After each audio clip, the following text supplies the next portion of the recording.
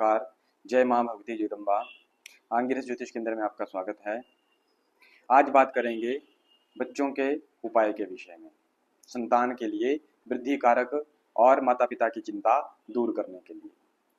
कई बार ऐसा देखा गया है कि संतान के सही मार्ग पर न चलने के कारण माता पिता अत्यधिक बेचैन हो जाते हैं या वे दुखी रहते हैं, क्योंकि आजकल के समय में बहुत सारे ऐसे बच्चे हैं जो अपने जीवन के फैसले स्वयं ही कर लेते हैं और फिर फंस जाते हैं, क्योंकि माता पिता से पूछकर वह अपने जीवन के फैसले करना बंद कर देते हैं।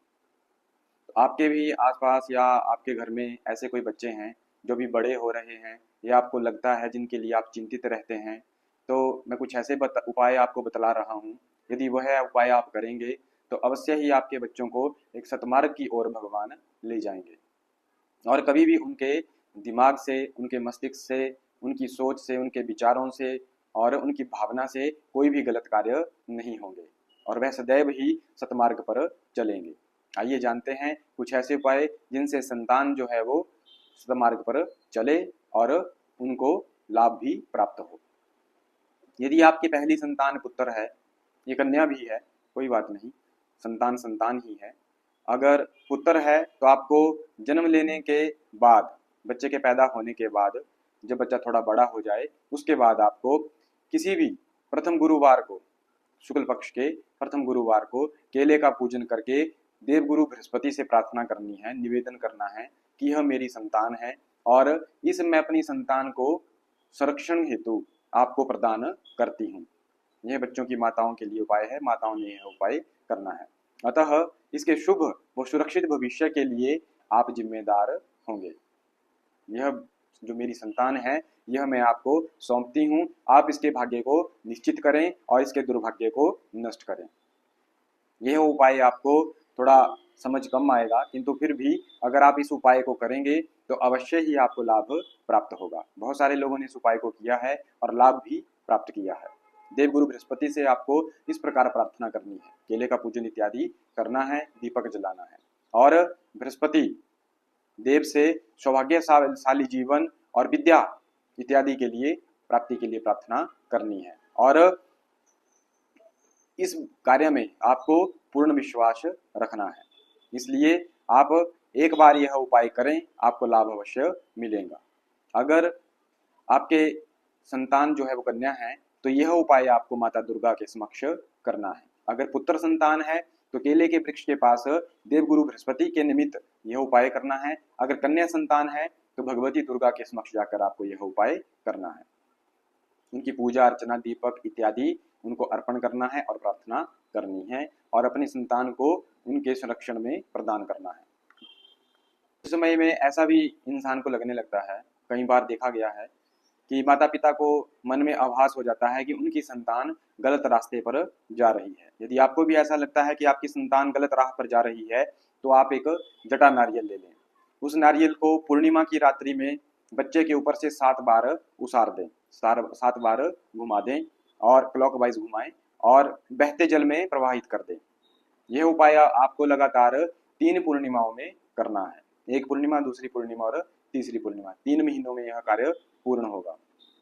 यह कार्य करने से भी संतान के ऊपर जो सोच विचार में जो संतान की क्षमता रहेगी, आपके बच्चे की क्षमता कम रहती होगी या गलत और सही में वह निर्णय नहीं कर पाता होगा, यह उपाय करने के बाद वो अवश्य ही निर्णय कर लेगा।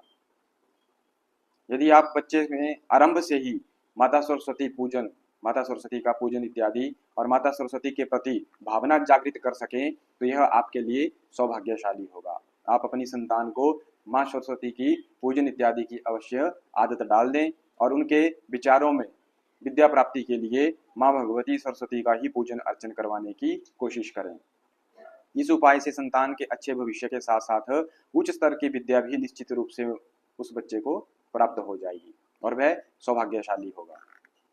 यदि आपका बच्चा अधिक शरारतें करता है या एक जगह आराम से टिककर नहीं बैठता है, उसका मन बहुत चंचल है या बार बार कुछ ऐसी हरकतें उसके हाथों हो जाती हैं कि जिनसे आप परेशान हो चुके हैं, तो उसके गले में आप चांदी का अर्ध चंद्रमा अवश्य डालें। पूर्ण चंद्रमा ना डालें, अर्ध चंद्रमा अवश्य डालें। और यदि किसी भी बच्चे का अष्टम स्थान में चंद्रमा हो, या लग्नेश होकर गया हो या अन्य किसी स्थिति में, लेकिन अष्टम भाव में चला गया हो या नीच का हो गया हो, तो उसके मामा की पक्ष से, उसके मामा से, नाना ननिहाल की पक्ष से आप पूर्ण चंद्रमा ग्रहण करें।